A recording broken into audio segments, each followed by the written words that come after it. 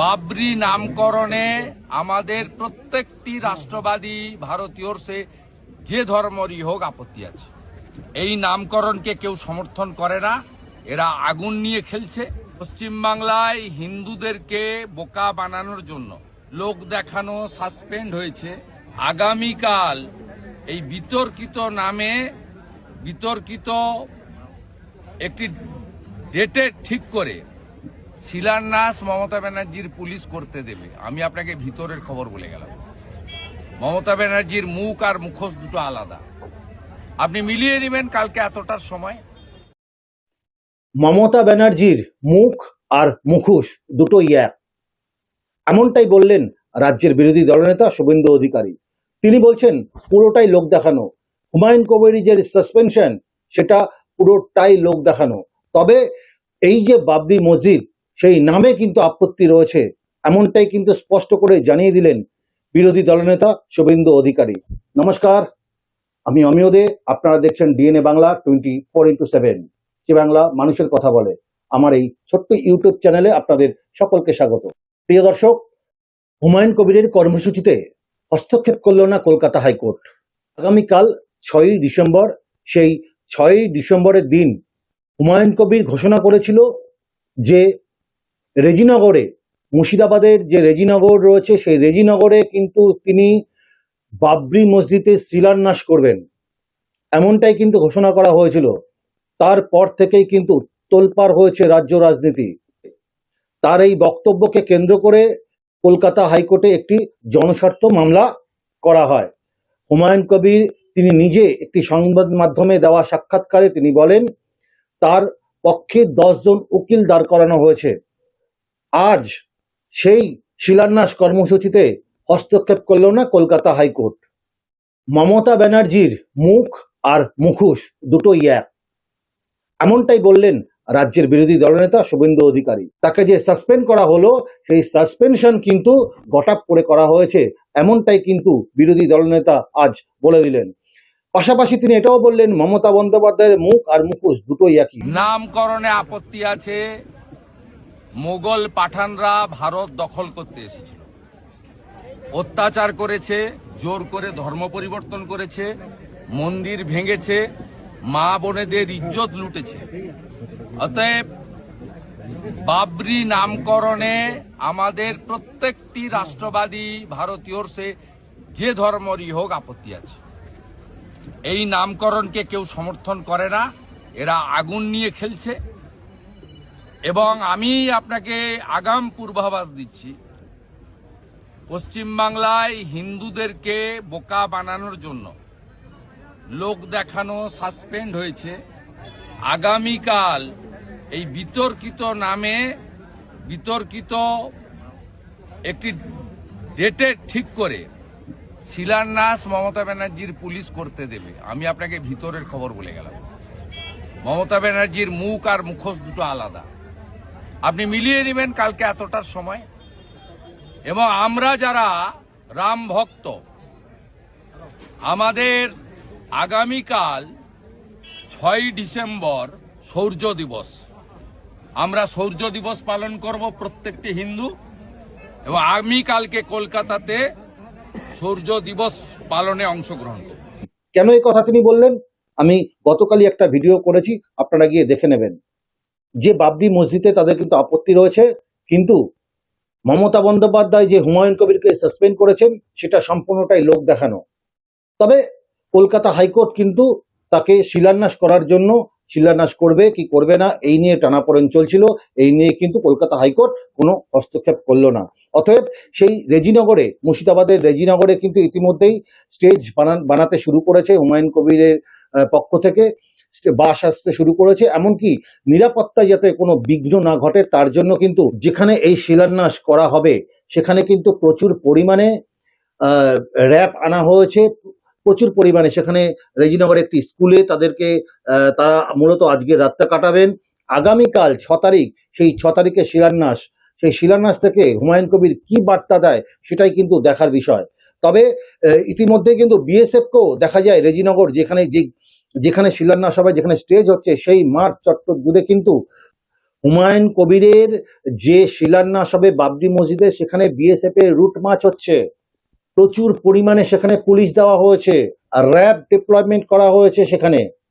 আজ সারা রাত তারা একটি স্কুলে থাকবে, রেজিনগর একটি স্কুলে। আগামীকাল এই শিলান্যাস যাতে কোনো দাঙ্গা না লাগে, যাতে কোনো অপ্রীতিকর ঘটনা না ঘটে, তার জন্য এই ব্যবস্থা, এমনটাই প্রশাসন সূত্রে জানা যাচ্ছে। তবে শুভেন্দু অধিকারীর যদি কথা সত্যি হয়ে থাকে, তাহলে কিন্তু মমতা বন্দ্যোপাধ্যায় আগামী যে নির্বাচন রয়েছে সেই নির্বাচনে কতটা ভালো ফল করতে পারবে সেটা সময়ই বলবে। তবে মমতা বন্দ্যোপাধ্যায় এই বাবরি মসজিদ যে শিলান্যাস করার যে হুমায়ুন কবির যে ঘোষণা করেন, তারপর থেকে কিন্তু হুমায়ুন কবিরের সাথে এবং তৃণমূলের একটা অনেক ফারাক তৈরি হয়, ফাটল তৈরি হয় একটা।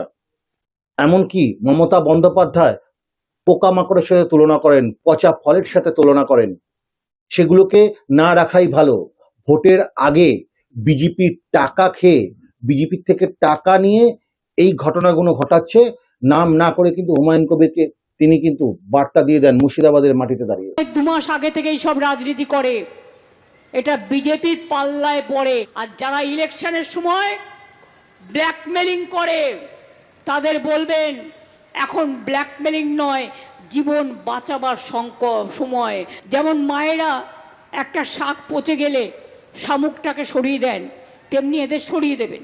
একটা ধান পচে গেলে সেগুলো সরিয়ে দিতে হয়, তা নাহলে সব ধানটা পচে যায়। তবে শুভেন্দু অধিকারী কিন্তু স্পষ্ট করে বলে দিয়েছেন যে মমতা বন্দ্যোপাধ্যায়ের মুখ আর মুখোশ দেখবেন আগামীকাল এই শিলান্যাস হবে।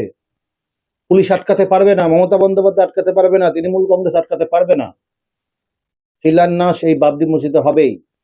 তিনি মুখে যেটা বলছেন সেটা কখনো নয়, পুরোটা রাজনীতি করছেন, মানুষকে ভুল বোঝাচ্ছেন, মানুষকে, বাংলার মানুষকে ভুল বোঝাচ্ছেন। মূলত হিন্দুরা যেহেতু তাদের এই যে তৃণমূল কংগ্রেসের কাছ থেকে যে সরে গেছে, হিন্দুরা তৃণমূল কংগ্রেসের পাশ থেকে যে সরে যাচ্ছে, সেটা মমতা বন্দ্যোপাধ্যায় হাড়ে হাড়ে টের পাচ্ছেন।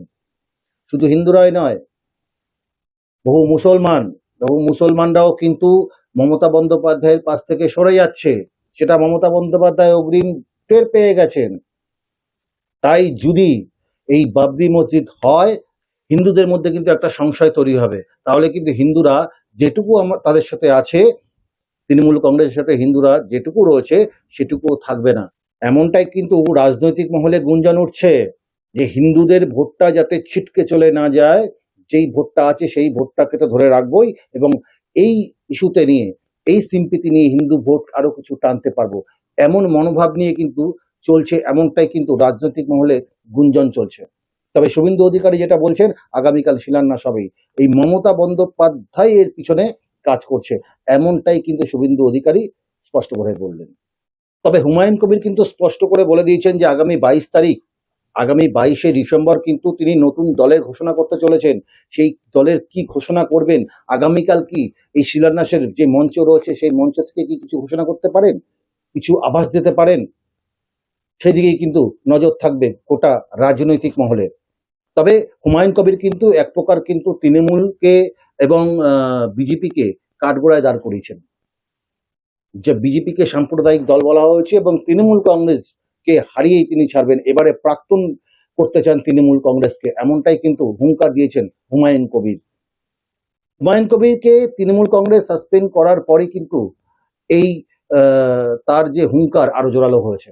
এর আগেও দলের বিরুদ্ধে গিয়ে অনেক কথা, অনেক বক্তব্য দিয়েছেন, তার জন্য তাকে খেসারত দিতে হয়েছে, তার জন্য শৃঙ্খলা কমিটির কোপের মধ্যে পড়তে হয়েছে, তাকে সেই জবাবদিহি করতে হয়েছে, কিন্তু তারপরেও থেমে থাকেনি হুমায়ুন কবির। 23শে ডিসেম্বর বহরমপুরের টেক্সটাইল মোড়ে আমার নতুন দলের আমি ঘোষণা করব। যে বিজেপি দল সাম্প্রদায়িক রাজনীতি করে তাদের বিরুদ্ধেও আমি লড়ব, যে তৃণমূলের তোলাবাজি নেতাদের বিরুদ্ধেও লড়ব।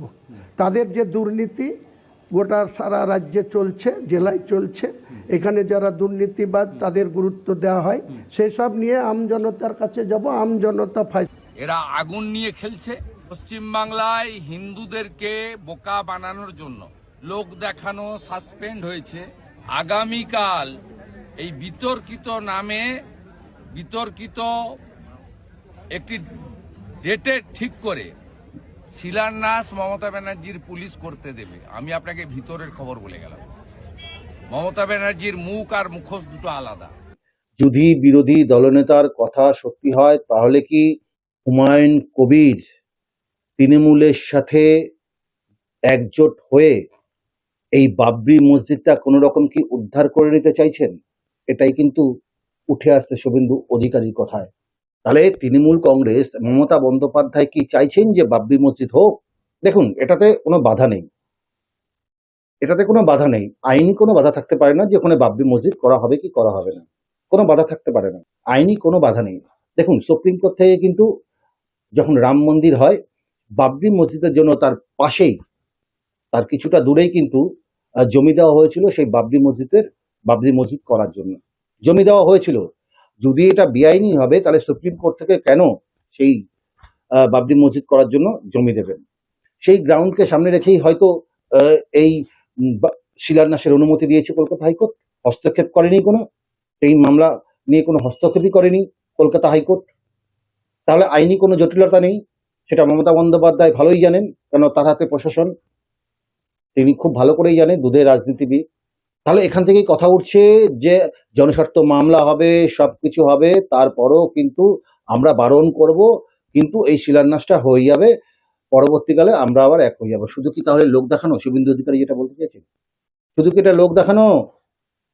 আগামী বিধানসভা নির্বাচনে হিন্দুদের ভোট পাওয়ার জন্য কি শুধু এটা দেখানো যে না আমি মসজিদের পক্ষে নেই, আমি মন্দিরের পক্ষে নেই, আমি আপনাদের সাথে আছি, আমি এদের সাথেও আছি, সেকুলারিজম দেখাতে চাইছে, এটাই কি? প্রিয় দর্শক, আপনাদের মতামত জানাবেন আমাদের কমেন্টের মাধ্যমে।